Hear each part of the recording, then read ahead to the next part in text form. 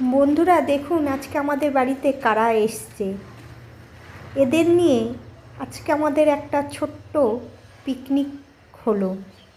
দেখুন কি সুন্দরভাবে হাতে করে খাবার নিয়ে ওরা খাচ্ছে। এই দেখুন কলা খাওয়ার পর এবার বিস্কুট খাচ্ছে।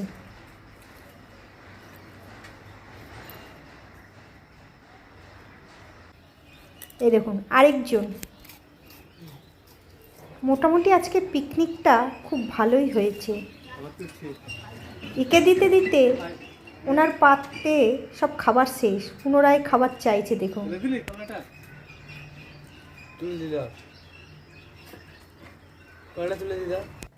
এবার রাতের বেলা আবার পিকনিক, মানে খেয়ে দিয়ে বাড়ি যাওয়ার পালা।